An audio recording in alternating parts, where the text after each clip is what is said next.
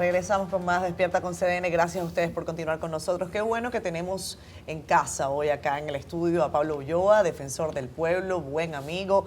Vamos a hablar hoy del Congreso Bienal que organizaron y que lamentablemente nos perdimos algunos que no pudimos llegar por temas de horario. Pero Pablo, gracias por estar con nosotros. Bienvenido siempre. Gracias a ustedes, como siempre lo hago, de verdad. Gracias por el apoyo, la oportunidad de estar acá. Y más que todo el hecho de que me permitan, por la amistad, de orientarme y darme información en algunos momentos. Y como tú dices, el Congreso fue todo un éxito y dio la oportunidad más que todo a los sectores y a los actores a poder tener un espacio para poder plantear ese consenso social que hablaba Yulisa, en este caso, en el tema de seguridad social y salud, de tener un espacio para que podamos plantear la madre de todas las reformas, que es el tema de salud en República Dominicana.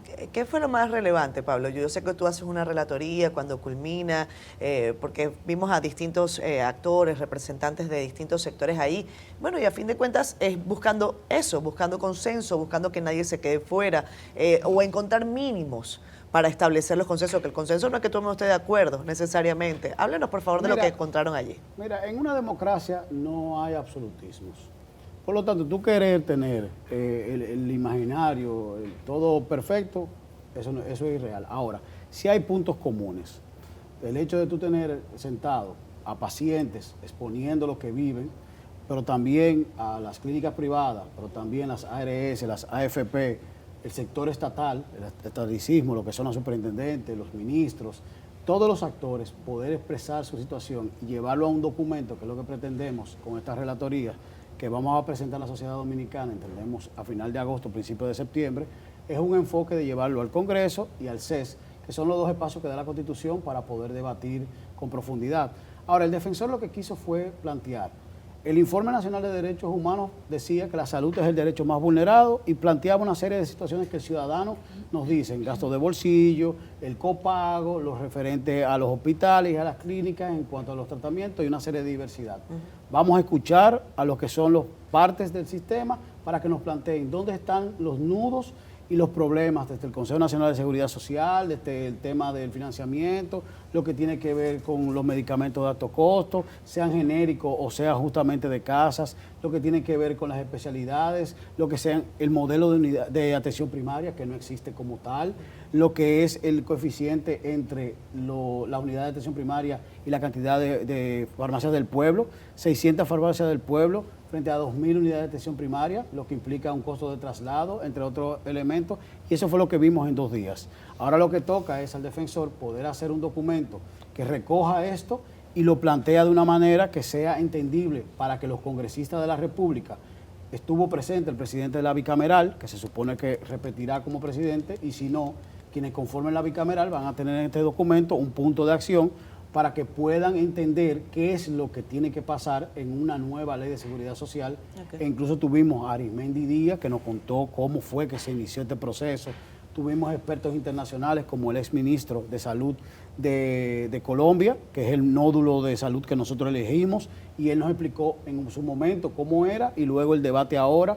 Trajimos expertos en pensiones internacionales, vimos el modelo chileno. Entonces, creo que tuvimos un espacio muy amplio de actores nacionales e internacionales que pudieron debatir diferentes escenas. Defensor, esto es una sociedad donde hemos sido bombardeados durante años, décadas, saturados de eventos, de seminarios, de este tipo de actividades. Sin embargo, en el interés de la oficina que usted dirige, ¿cómo se piensa, cuál es la hoja de ruta post-evento para coadyuvar a la implementación, a la facilitación? Porque sí, hubo una catarsis, se plantearon sobre la mesa muchas alternativas, todo el mundo expuso su opinión, se va a construir un documento, ¿y luego qué con ese documento? Ahí entra lo que pasa normalmente, que dejan que mueran los espacios. El defensor lo que va a hacer es mantenerlo vivo. Por eso hablamos de los 2 espacios constitucionales, que es el CES y que es el Congreso. Por así mismo, cada institución que participó y los medios de comunicación van a tener una visita del defensor entregándole el documento. Nosotros no vamos a permitir que muera. Ahora, ya es una decisión de carácter político, jurídico, legislativo, el hecho de poner en la agenda legislativa a partir del 16 de agosto, en la segunda legislatura, este tema. Nosotros vamos a seguir incidiendo y vamos a tener una agenda mediática para que el tema de seguridad social no muera, porque es el derecho más vulnerado en la República Dominicana y nosotros nos debemos al ciudadano y a la ciudadana.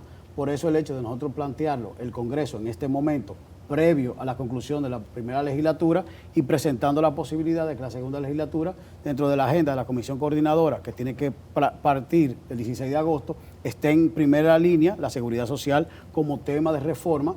En la amalgama de reformas que plantea el Poder Ejecutivo, para nosotros la más importante es esta, seguridad social. Las otras vienen a añadidura porque si tú reformas la ley de seguridad social, combates la informalidad. Porque el 85% de las empresas son micro y medianas y son unipersonales. El 57% son informales en términos del tejido empresarial. Tú combates con esto el tema de lo que es el mercado laboral para poder al mismo tiempo lograr un mercado más competitivo. Pero también tú estás viendo ahí la parte educativa. Entonces, la seguridad social te permea todo. Al mismo tiempo, tú puedes visualizar otros elementos que la sociedad demanda y no quedarte en reformas parche. Que sea, bueno, vamos a hablar de cesantía, no, vamos a hablar del mercado laboral, vamos a hablar de educación, no hablemos solamente del 4%, vamos a insertarla, porque al fin y al cabo la seguridad social es salud, pensiones e implica mucho más. Pablo, fui invitado al Congreso, no pude asistir, pero se te dio tu debido apoyo de los medios que dirigimos. Mucho y lo agradezco. Sí, entonces ahí hay un documento base que va a servir de mucho, pero en problemas puntuales, incluso que tienen que ver con el tema de la seguridad social.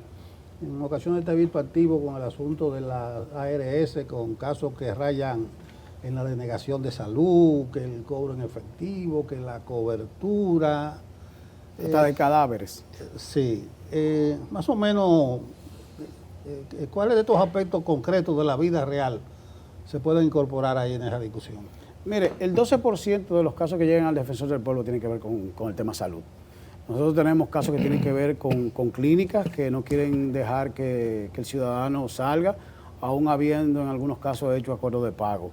Clínicas que dividen y hospitales la factura entre los honorarios médicos con el tratamiento. Tenemos temas relacionados con personas que fallecen y no quieren entregar el cadáver. Tenemos el tema de medicamentos, aún teniendo la cobertura en el seguro, y ahí tiene que entrar el defensor justamente a validar esta información, para ponerle temas relacionados a esta parte. Sí hay temas relacionados a incidencias en cuanto a las decisiones políticas, por ejemplo, los medicamentos de alto costo. Por eso quisimos tener a pacientes, incluso uno que trabaja en la superintendencia de pensiones, que sobrevivió el cáncer, y él planteaba justamente su situación y cómo los medicamentos de alto costo, viéndolo desde el punto de vista de la política del Estado, tienen que ser más flexibles, no solamente en el tema de compra, que lo plantea el director de compra, sino en los costos. Porque, ¿qué pasa, Nelson? Nosotros tenemos una política de compra gubernamental, pero no tenemos una ley que valide el hecho de que tú puedas comprar medicamentos genéricos. Y no hablo en contra de ninguna casa particular, sino que los costos asumidos desde el punto de vista de una casa particular y un medicamento que pueda tener los mismos ingredientes o la misma patente, puede permitir que alguien pueda comprar un medicamento para la presión, para la diabetes o para otro tipo de enfermedad. Y eso se da continuamente y es parte del gasto de bolsillo. Por eso nosotros significábamos que casi el 44% del presupuesto de las personas se van en el tema justamente de la salud, y es un peso muy grande para el 8.8% de los hogares más pobres, que es realmente lo que nosotros tenemos que velar como políticas públicas. Ulloa, aquí se habla desde hace mucho tiempo de una modificación a la Ley de Seguridad Social. Ahora, dentro de este gran plan de reformas que ha manifestado el gobierno, se habla de una modificación a la Ley de Seguridad Social. Sin embargo, esto va, o como lo ha hecho en el pasado, a enfrentar diferentes intereses. El ombudsman, el defensor del pueblo, ¿cuál es la opinión que tiene sobre los puntos neurálgicos que no se pueden dejar fuera en esta gran política de modificaciones o de reestructuración, reformas, como ha dicho el Poder Ejecutivo, que deban, desde la experiencia que has tenido con todos estos casos volcados al defensor del pueblo, no dejarse fuera en una eventual modificación de esa ley? Mira, si vemos la salud como un eje de desarrollo humano, indiscutiblemente nosotros tenemos que abocarnos a ver, primero, la gobernanza del sistema. El Consejo Nacional de Seguridad Social tiene que tener una mirada más amplia, y de los aspectos que salían en el Congreso era el rol de veto, a quién se le va a asignar. al Estado únicamente o se va a dejar en el tripartidismo?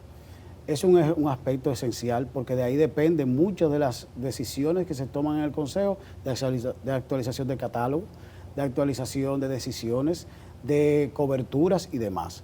Ahora, dentro de lo que es la estructura general, lo que es las rectorías, tanto del ministerio y las superintendencias, tienen que ser reevaluadas y repensadas porque tú tienes elementos de atención al ciudadano con cualquier tipo de situaciones que pasan, pero realmente el cúmulo es muy grande. Desde el punto de vista de pensiones, tenemos que hablar seriamente, porque bajo la estructura de pensiones que tenemos ahora mismo, cuando se venzan las 360 cotizaciones, que será 27.30, vamos a tener una alta expectativa de unas pensiones que no van a ser posibles, porque solamente la tasa de reemplazo es un 30, un 40% de lo que tú estás cotizando ahora mismo. Eso va a crear algún tipo de convulsiones y eso al defensor le preocupa, porque eso implica conflictividad en algún momento dado. Ahora, dentro del punto de vista de lo que es la carga para el ciudadano, que también otros aspectos que le preocupa al defensor, son los gastos de bolsillo, el copago y el pago adicional que se tiene que hacer en un momento que tú vas a un chequeo o tú vas a comprar los medicamentos, también afecta a tu presupuesto. Porque si tú pagas un seguro y pagas incluso hasta un complementario, se supone que tú tienes una cobertura. Un ejemplo, la ley nunca habla de un monto absoluto o un monto bruto de cobertura, que ahora mismo es de 12.000 pesos. Pasó de 8.000 a 12.000, bueno, muy bien, habla de porcentaje. Por lo tanto, se supone que yo tengo un porcentaje que me cubre de medicamentos. Si yo agoto mis 12.000 pesos, ¿qué me quedé? Desvalido. Tengo que salir a buscar más dinero. Eso me afecta, porque al fin y al cabo, cuando yo hago la consulta, que me tengo que trasladar en el vehículo público, tengo que gastar dinero en ese traslado, llego a la farmacia, en la farmacia del pueblo no hay ese medicamento o me queda muy lejos, voy a una farmacia general, es un medicamento que yo tengo que comprar mensual. Es una presión para mi presupuesto. Muy probablemente la gente que tienen 30, 40 años no entienden esta lógica, pero cuando esa persona se va poniendo más adulto, mayor, y le llega la pensión, sale del seguro. Entonces, en el momento que va a necesitar un seguro, la cobertura se le cambia y no tiene una pensión digna. Entonces, fíjate cómo nosotros tenemos un régimen que te va excluyendo y cuando tú necesitas entonces una pensión y un seguro, tú no la tienes. Entonces, el adulto mayor no tiene ni siquiera un criterio de oportunidad al final de su vida, cuando debiera ser que la misma sociedad te está llevando a tú tener calidad de vida al final. Entonces, el sistema debiera trabajar de manera secuencial, donde el sector privado y el sector público se unifiquen. Porque ni el sector público es tan bueno, ni el sector privado es tan bueno. Si no, el IDSS hubiese sido un éxito. Y al contrario, fue un fracaso total. Entonces también tenemos que conocer nuestro pasado para no replicar los mismos errores. Y esos son de los elementos que salen en la mesa cuando tú estás hablando de una reforma. Y creo que muchos de los actores están conscientes. Independientemente de que pueda haber críticas del sistema actual, estamos conscientes de que hay mayor cobertura, de que existe mayor prestaciones de servicio, falta un modelo definido de atención primaria, porque sí se tienen unidades de atención, pero cuando se le pregunta qué es la entrada al primer nivel o los tipos de entrada a los diferentes niveles, sí falta una claridad y creo que es parte también del trabajo propiamente y eso va a implicar una mayor calidad de los médicos y va a implicar unas características. Por igual las clínicas privadas se quejan de un costo de reposición en cuanto a la entrada y salida de usuarios que tienen que discutir con las ARS y creo que es parte de lo que se tiene que discutir dentro del mismo sistema de gobernanza dentro de la seguridad social y ahí van a entrar las superintendencias, incluso el planteamiento en cuanto a la necesidad de tantas superintendencias o si los mismos ministerios pueden asumir parte de las responsabilidades. Por lo tanto, no solamente es de organigrama, de procedimiento, de gobernanza, sino de la misma calidad en cuanto a sostenimiento, sostenibilidad o financiamiento, sino también lo más importante, que le está llegando al ciudadano y la ciudadana, que es la queja que nos llega a nosotros y es por la que nosotros damos la voz de alerta. Creo que has dicho una palabra clave, Pablo, que tiene que ver con el asunto de la gobernanza, este consejo que, por ejemplo, tiene años sin discutir un catálogo de servicios para que el sector pueda operar de una manera más o menos regular, el tema de los vetos. Mira, te voy a poner un ejemplo. La ley plantea un plan básico de salud. Sí. En el 2001 fue aprobada. Y en el 2007, por un consenso de las fuerzas políticas, se hace un acuerdo y se hace un plan de servicio, un PDCS. Ese momento se toma esa decisión, pero la ley no lo recoge como tal. La ley tiene por ejemplo, tiene un seguro de desempleo que lo esboza muy generalmente. Entonces hay un debate con el mercado laboral o la cesantía, que entonces tú tienes ahí elementos de donde poder sentarte en la mesa a discutir ya más profundidad. Lo que pasa es que también ahí entra algo que Yulisa planteaba y me gustaba mucho. Miren, las fuerzas políticas tienen que entender, y lo digo porque la semana que viene vamos a traer a Juan Manuel Galán y vamos a hablar de democracia y participación en América Latina. Las fuerzas políticas tienen que entender que el consenso social es la expresión de lo que ellos tienen que hacer dentro de los congresos y en los poderes ejecutivos. Y aquí estamos perdiendo del norte que las fuerzas sociales tienen que ponerse de acuerdo, pero los políticos tienen que aupar esos consensos. Por eso el Código Penal tiene esa situación que se va a diluir y se cae, y yo lo significaba desde el primer momento, cuando me preguntaban qué iba a pasar, lo que está pasando. Por eso las reformas, de las 14 reformas, solamente pasó la electoral, y era porque había un interés marcado de la Junta Central Electoral y tenía un proyecto de ley, pero que quedó truncho, no pasó como tenía que pasar. ¿Qué no pasó? La fiscalización a los partidos políticos, no pasó el fiscal de delito electoral y no pasó lo que implica necesariamente transparencia. Pero entonces, todas esas reformas van a implicar un diálogo serio, honesto, y implica necesariamente ponerse de acuerdo previo al debate o previo a los consensos. Entonces, esos núcleos de consenso social no necesariamente son partidarismos, al contrario, implican actores de diferentes sectores que tienen que ponerse en una sola línea. Y esto no es ideológico, esto no es religioso, esto no es afectivo, no es filosófico. Es que tú tienes que trazar un país. El pacto de nación implica más que una ley. Fíjate, nosotros tenemos la ley 112 que sale del artículo 241 de la Constitución. Ahora que hablamos de la reforma de la Constitución tiene un artículo y hay una ley. Y esa ley se murió, la dejaron morir. Planteaba 3 acuerdos.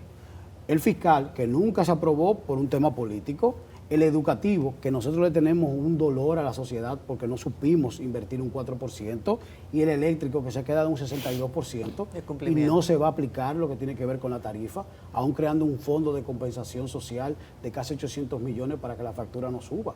Pero tú tienes el mercado laboral y el de seguridad social, que son 2 acuerdos que yo planteo como pacto que se tienen que hacer. Entonces, la sociedad tiene que abocarse, y yo creo que ahí el liderazgo del partido de gobierno, que es el que ha sido reelecto, que tiene una mayoría absoluta en el Congreso, tienen que entender que las cámaras tienen que abrirse, y yo creo que el presidente tiene la vocación a escuchar los sectores para que más sectores puedan expresarse, porque si nos vamos a los votos, en las cámaras tienen los votos absolutos.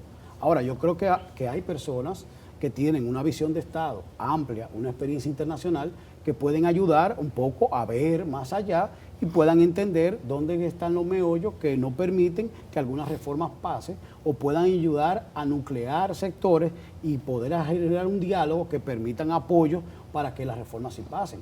Porque al fin y al cabo somos nosotros que estamos entrampados.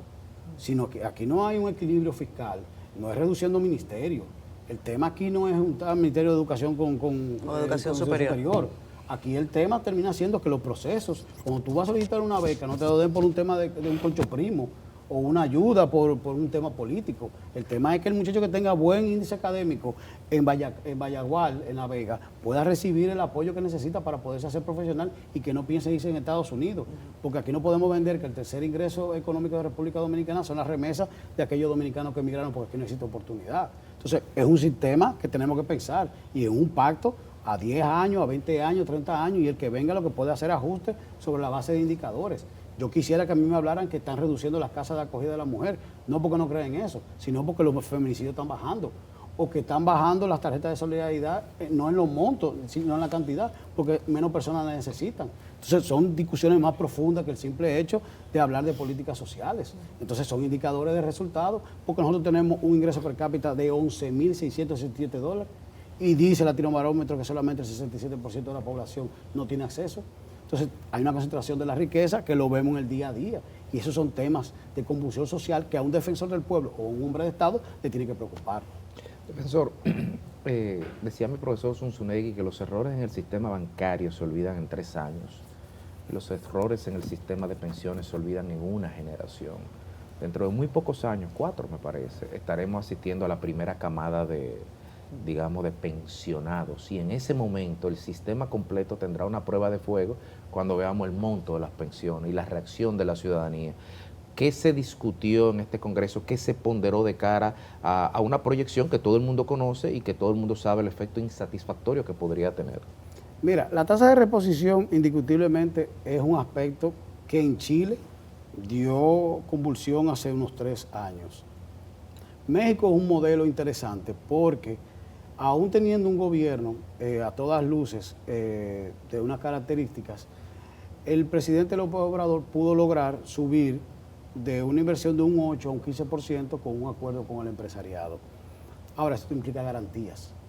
¿Y por qué lo planteo como una opción válida? Porque si tú logras reducir la informalidad, crear condiciones de fiscalidad al Estado, el Estado tiene capacidad de poder compensar lo que ahora mismo las AFP y los individuos no tenemos dinero para poder dar adicional, para poder tener una pensión. Ahora, ahí entra también un tema de igualdad. No pueden haber regímenes especiales de élite o de casta sobre la base de que tienen oportunidades. Yo soy el defensor del pueblo es un órgano autónomo. Por constitución, por la arquitectura, el defensor del pueblo tiene la prerrogativa de crearse un fondo de pensiones. Mal haría yo, teniendo esa prerrogativa, crear un fondo de pensiones, porque yo tengo que acogerme a la ley que crea el Fondo de Pensión General. Entonces, yo creo que todos tenemos que enfocarnos a que tiene que haber un único sistema de pensiones para poder fortalecer el sistema que va a impactar a todo el mundo. Porque cuando tú ves las pensiones que se solicitan de solidaridad, son pensiones de 12,000 pesos, de 10,000 pesos, de 15,000 pesos. Entonces, esa camada que va a surgir, que muy probablemente se va a hacer la más pequeña, nos va a abrir la compuerta para las otras pensiones que van a venir, que sí van a tener un impacto mayor. Quizá la primera camada del Estado va a decir, bueno, yo puedo asumirla, pero esa no es la lógica. La lógica no es tener un Estado que venga a subsidiar este tipo de operación. Se supone que nosotros creamos un modelo que va a ser a sí mismo financiable y por eso nosotros dijimos, bueno, vamos a buscar el mejor modelo, que era el chileno. Entonces, tiene que ver necesariamente una responsabilidad de parte del Estado en este tipo de situación. Y yo creo que las AFP incluso tienen un modelo interesante. Vi al ministro de Trabajo planteando una posición interesante y vi incluso enfoques de otras instituciones que están en contra del modelo poniendo claves en aspectos que valen la pena escucharlo. Y gracias a Dios tenemos incluso esos tipos de enfoques que pueden llevar a un análisis más profundo. Pablo, el sistema penitenciario, las cárceles, los internos, los presos. Ahí veo que te metían en la comisión a ti, eso neutraliza al defensor del pueblo. Ustedes tienen informes dramáticos, y lo mismo que la defensa pública. Lo preventivo, o sea, una situación calamitosa, penosa. Yo no sé ahora tú dentro de una comisión si van a burocratizar al defensor del pueblo bregando con la parra y la cosa. No, te explico, Nelson. Te explica Pablo y te explica el defensor. Esa comisión, la de las parras, Pablo accedió porque Subero Isa la presidía. Y esa visión del defensor en esa comisión es poder, junto a los 5 decanos, el magistrado Subero Isa, y profesor y mentor, junto con Rodolfo Valentín, poder validar lo que era la intervención en infraestructura que se iba a hacer en Las Parras para poderla operar. Lastimosamente, y es un dolor, y te lo digo abiertamente, se va a tener que invertir esa cantidad de dinero, y eso de verdad llora para toda persona que paga impuestos. Y fue un adefesio el hecho de dejarla cerrada, y fue una irresponsabilidad, porque tú pudiste haber hecho un proceso de auditoría forense y llevarlo al uso, independientemente de que esté llevando un proceso penal, pero al mismo tiempo no fue entregada con las condiciones que debieron de entregarla, porque ahí carece del elemento eléctrico, por ejemplo, la subestación no está instalada, el tema del cableado, la parte sanitaria, lo que tiene que ver con aguas. Entonces el modelo cambió porque era una ciudad de 8,000 personas, ya se dividieron los 4 bloques, o sea, hay características y características. Dentro del punto de vista de lo que se va a realizar, la licitación vence el 15 de agosto y la responsabilidad de nosotros es justamente que el Ministerio de Vivienda no solamente la lance, la adjudique, y yo creo que los 5 decanos, incluso yo los felicito porque realmente se lo he dicho en público y en privado, vale la pena ver dominicanos de ese calibre. Los 5 decanos de esas 5 universidades dieron gala. Ahora, lo que se va a hacer con la victoria, el coordinador, el magistrado Subero Isa, convocó una reunión para el próximo jueves y vamos a ver el plan.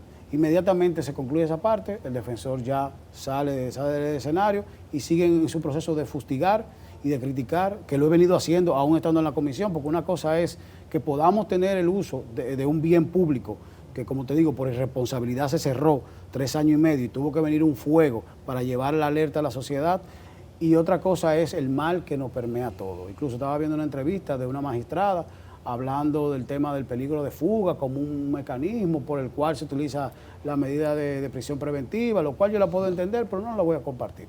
Yo creo que aquí también hay otra responsabilidad, que el código plantea 7 medidas y una de ellas es el grillete. Tenemos el ITLA, que se utiliza para muchas cosas y se utiliza incluso para botín político en algunos momentos, que ha podido hacer los grilletes a un precio que el Estado ha podido asumir en aquellos casos en que el ciudadano no tiene el dinero para poder pagar los 300, 400 dólares. Yo creo que aquí también hay tecnología que te permiten con 50 dólares poderle poner grillete a aquella persona que tú crees que se va a fugar y tú tuviese la persona en su casa o donde sea con una ruta sin temor de que se fuera a fugar y tuviese menos presos, con menos costo para el Estado y con la garantía que se va a presentar en el momento que le corresponda a su revisión de medidas. Pero aquí queremos ser muy creativos para muchas cosas. Por ejemplo, usted estaba hablando ahorita y yo me quedé pensando en un caso en Mao que yo vi de un niño que lo mataron de 12 años y la misma bala hirió al hermanito. Y ese caso no se había operado hasta que llegó el defensor. ¿Por qué? Porque el caso fue de droga. Y el que lo mató fue el tipo que manejaba el punto de droga en ese lugar. ¿Pero por qué no se operó? Porque la familia es víctima. Hay una dirección de víctimas en la Procuraduría. ¿Por qué no protegen a esa víctima, ese testigo? No tienen camioneta ni siquiera. Entonces, estamos creativos en algunas cosas, no estamos eficientizando y operando lo que sí existe. Estamos creativos. Hay una ley de víctimas y testigos que es un transitorio de la Constitución 2010. ¿Por qué no la operamos y la hacemos? Porque no la votamos. Entonces, vamos a jugar también al maniqueísmo y vamos a jugar también al populismo legislativo. Vamos a hacer ese tipo de elementos que son los que pueden validar un buen código procesal penal. Porque ¿quién te va a decir a ti, salvo el caso del atraco del Banco Popular, que la señora que estaba cuidando niños dijo, por ese motor yo lo reconozco, ese fulano de tal, y ahí operó justamente para que pudieran atraparlo? Esos son los elementos del Código Penal que se tienen que dar. Y esos son los elementos que nosotros significamos, porque al fin y al cabo, los presos preventivos están en ese nivel, porque nosotros no tenemos los mecanismos de poder llevar las otras 6 medidas que el Código actual sí tiene. Entonces, el defensor lo que está haciendo es justamente criticando la inoperancia del Ministerio Público y del mismo sistema judicial para poder hacer efectivos elementos que sí existen ahí adentro, pero no lo queremos utilizar. Nos sale mejor mandarlo. ¿A dónde? A La Victoria. ¿No habían dicho que nos iban a mandar resolución en La Victoria? Bueno, gracias Pablo. Gracias, Cuídate Pablo. de eso, que te metan en comisiones, porque en la historia política dominicana se utiliza eso. Para tranquilizarlo. Sí, para tranquilizarlo y neutralizarlo. Se utiliza mucho eso. Sí, por eso te dije claramente, mi posición ya salió, que es la parra. Con La Victoria veré al magistrado presidente Subero Isa, la costumbre de decirle Sí. que se me fue, pero sí, al profesor, el 25, vamos a ver qué podemos hacer con La Victoria. Cuando venga el nuevo procurador veremos cuál es su intención. Hay otra comisión que tiene que ver con Roberto Santana. Va a ser varón el procurador. Bueno. No, que tú dices el nuevo. Puede Lo ser que la pasa nueva. es que hay que decirlo general, pero procurador o procuradora para respetar la parte de género como Gracias, tal. Pablo. Gracias, Pablo. Como te Pablo lleva toca, como te defensor toca a del- ti. Vamos a una pausa, ya regresamos.